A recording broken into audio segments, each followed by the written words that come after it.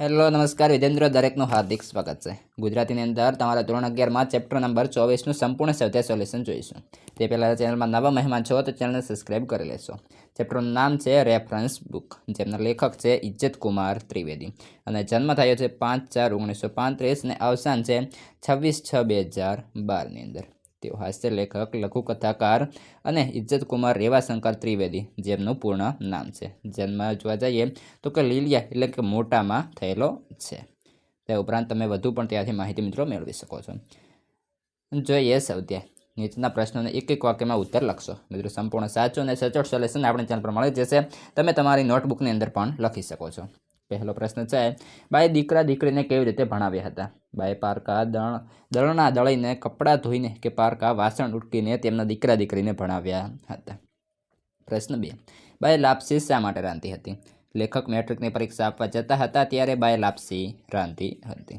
પ્રશ્ન 3, લેખક અને તેમના પત્ની એકબીજાને અબૂઝ સાચી લાગતા હતા? લેખક અને તેમના પત્ની એકબીજાને અબૂઝ લાગતા હતા કારણ કે લેખક તેમની પત્નીને બાની સ્મૃતિઓની પોટલીનું મહત્ત્વ શું છે તે સમજાવી શકે તેમ ન હતા અને તેમની પત્ની લેખકનો તે પોટલી પ્રત્યેનો પ્રેમ સમજી શકે તેમ ન હતા।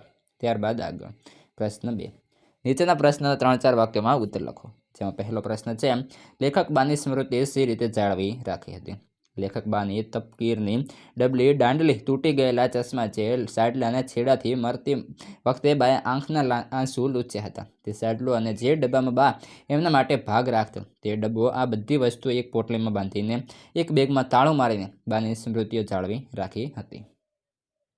મિત્રો વિડીયો સારો લાગે છે તો કોમેન્ટ, લાઇક અને તમારા મિત્રોને શેર કરી દેશો। પ્રશ્ન 2, લેખક પોતાની રેફરન્સ બુક કોને કહે છે? શા માટે?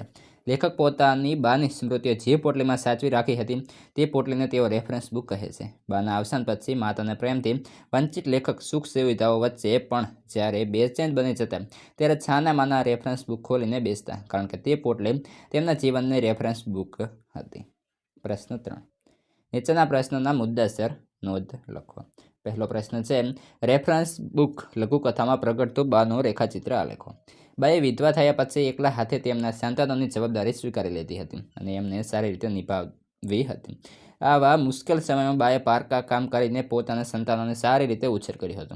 બા જે આ કામ કરતા તેથી કંઈ વધ્યું ઘટ્યું ખાવાનું મળ્યું હોય તો બા તે બંને સંતાનોને ખવડાવી અને પછી જો કંઈ વધ્યું હોય તો બે ખાતી।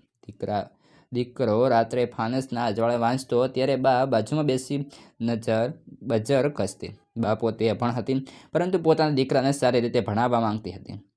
દીકરો મેટ્રિકની પરીક્ષા આપવા જતો હતો ત્યારે બાએ ઉછીનું લઈને પણ લાપસી રાંધી હતી। પોતાના મૃત્યુ સમયે પણ બા પોતાના સાડલાથી લેખકના આંસુ લૂછે છે। આમ રેફરન્સ બુક લઘુકથામાં બાનો નિર્વ્યજ પ્રેમ છલકે છે। મિત્રો આ હતું સંપૂર્ણ સોલ્યુશન। તમારે આગળના ચેપ્ટરનું સોલ્યુશન તે ઉપરાંત અન્ય વિષયનું સોલ્યુશન આ વિડીયો ડિસ્ક્રિપ્શનમાંથી મળી જશે।